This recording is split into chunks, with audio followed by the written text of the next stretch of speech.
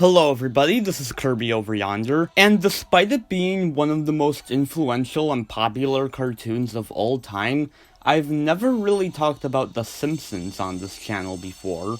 And while the quality of the most recent episodes are definitely debatable, seasons 2 through 8 are some of the best seasons of any cartoon to ever exist. But what about season 1? How well does that hold up? Well, let's find out today, with every episode of The Simpsons Season 1 ranked. At number 13, we have Homer's Odyssey. This episode has weird tonal problems. The episode starts out from Bart's perspective, despite the fact that the rest of it is focused on Homer. The episode also establishes Bart having problems with his classmates, but again, this doesn't actually go anywhere. Anyways, his class ends up taking a trip to the nuclear power plant where Homer works. Oh yeah, also this is the episode where Smithers is black. You gotta love season 1 weirdness. Due to being distracted by Bart, Homer has an accident on the job which leads to him getting fired. Then the second act is surprisingly somber. Homer is genuinely depressed here and it's very uncomfortable to watch. This even leads to Homer attempting suicide. By no means am I saying that cartoons can't talk about the idea of suicide, but the way this episode does it just feels like such a tonal whiplash. Oh, and speaking of tonal whiplashes, Homer then decides to become a safety advocate after his family almost gets hit by a car. And just like that, the episode just kinda goes back to being a lighthearted Simpsons episode. Homer ends up getting his job back, which is nice, but the whole episode just feels very tonally inconsistent. It's not the worst Simpsons episode ever. I mean, at least it's not Homer getting raped by a panda, or whatever the hell Lisa Goes Gaga was supposed to be. But Super Homer Odyssey really ain't that great. At number 12, we have Homer's Night Out. Even season 1 has its share of Homer and Marge marriage crisis episodes, and in my opinion, this is the weakest of the bunch. In this episode, Bart takes a picture of Homer dancing next to a woman. The photo spreads around, for some reason, to the point where Marge ends up seeing it and kicks Homer out of the house. Marge is very unlikable here. All Homer did was dance next to another woman, which apparently means he deserves to be homeless?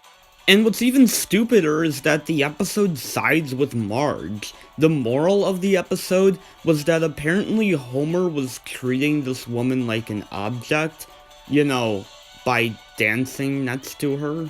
This episode is just a big mess. If you considered it the worst of the season, I really wouldn't blame you. At number 11, we have The Crepes of Wrath. In this episode, Bart gets swapped out with a foreign exchange student and goes to France, where he is immediately forced into child labor. This is another episode that I just kind of find to be uncomfortable.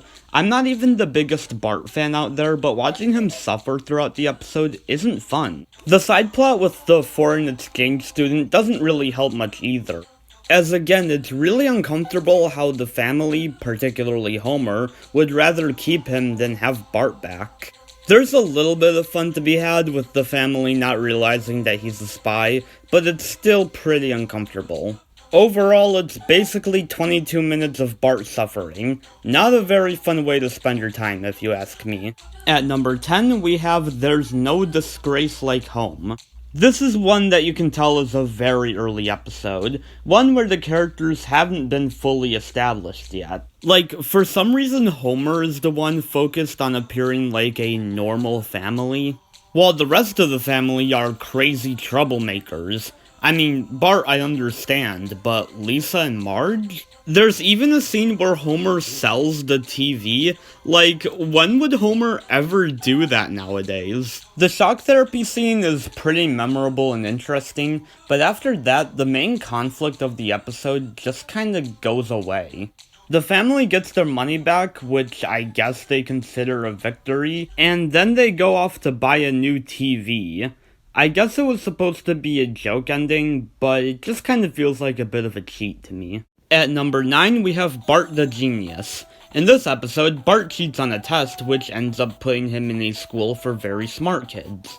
Overall, I don't really have much to say about this one. It's a pretty basic don't cheat story, and the episode executes its plot decently, but never really goes above and beyond that. Overall, a pretty middle-of-the-road episode. At number 8, we have Some Enchanted Evening. The thing you have to know about this episode is that the animation is really weird, even for Season 1 standards.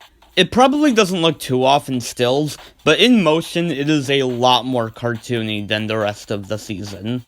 I mean, just look at the scene of Marge putting on makeup. Oh god, the terror. The episode is like that because it's actually the first Simpsons episode to ever be made, though it's the last episode of Season 1 to get aired, for some reason.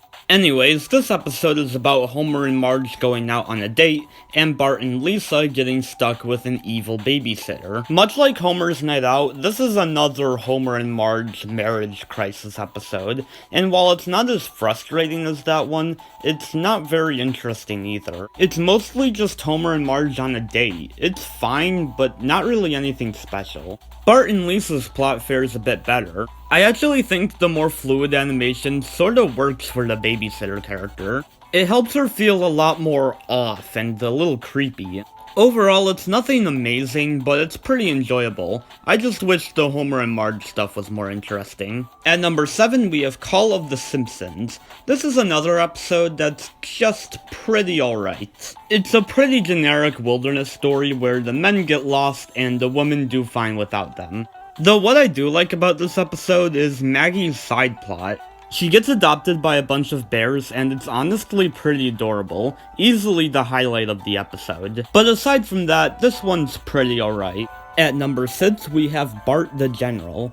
This episode is important for introducing one of my favorite characters in all of The Simpsons, that being Nelson Mutz. And while he's not quite as interesting here as he is in later appearances, he's still very memorable. This is a very simple but charming episode about Bart dealing with a bully, and it's neat how Abe gets involved as well. Though I gotta say, I love how this episode ends with a PSA about how war is bad. Like, it really feels like the type of thing they'd make fun of nowadays, but they did it earnestly here, and it's pretty great. It's nothing mind-blowing, but Bart the General is a pretty fun episode. At number 5, we have The Telltale Head. What I like most about this episode is just how relaxed it is. Like, yeah, the episode has a plot, but most of it is just Bart hanging out with a bunch of older kids. The episode does a good job capturing the feeling of just being a kid and hanging out. It's really nice. As for the plot, it's basically about Bart stealing the head of Jebediah Springfield and feeling guilty about it. It's a very simple story, but it's decently told.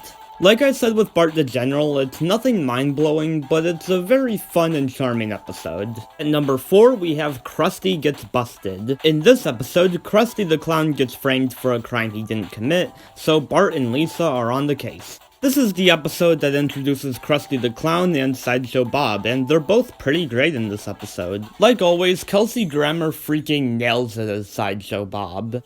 And while the story itself is pretty predictable, the writing is almost on the level of a Season 2 episode, which definitely helps it. It's a really good episode, and I wouldn't blame anyone for calling it the best of the season.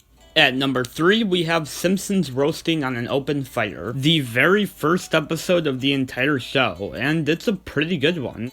It's a very simple story about trying to celebrate Christmas on a low budget, but it works very well. Homer is very sympathetic here. All he wants to do is have a pleasant Christmas with his family, and he works really hard to do that. This episode also has really nice visuals.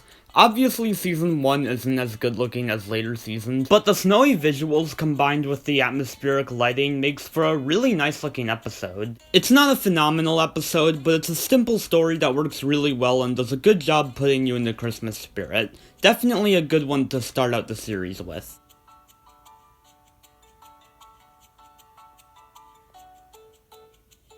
At number 2, we have Life on the Fast Lane. This episode is really cool. Basically, Homer gets Marge a bowling ball for her birthday, which makes her want to start bowling. However, she's not very good at it, so she starts meeting with a guy named Chuck to help train her.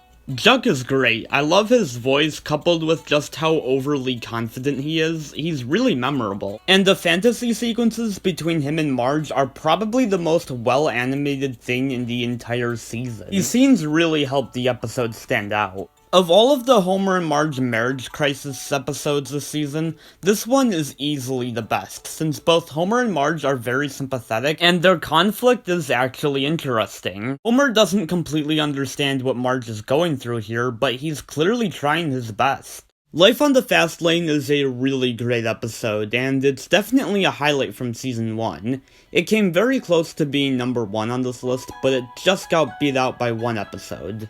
And that episode is Moaning Lisa, an episode about Lisa dealing with depression. One thing I really like about this episode is how Lisa isn't sad for any particular reason. She's just sad. It shows how depression can just wash over someone without having any particular cause. But the episode also talks about how music can help a person cope with depression. In that sense, the episode is actually very similar to the Adventure Time episode Musical. What Lisa goes through here is very relatable. I've never had full-on depression, but there are definitely days where I've just felt empty inside. The way the adults in her life don't really take her seriously is definitely heartbreaking, but I can't say it's not realistic. This episode also has really great atmosphere and lighting. We also get to see how Marge dealt with those feelings as a kid, and just how screwed up her childhood must have been. And I also like how there's no real solution to Lisa's depression. She just learns that it's okay to feel this way, and she won't feel this way forever. But I think the main reason why I put this episode at number 1 is because unlike every other episode this season, even the good ones, this is the only episode that I think actually benefits from being a Season 1 episode.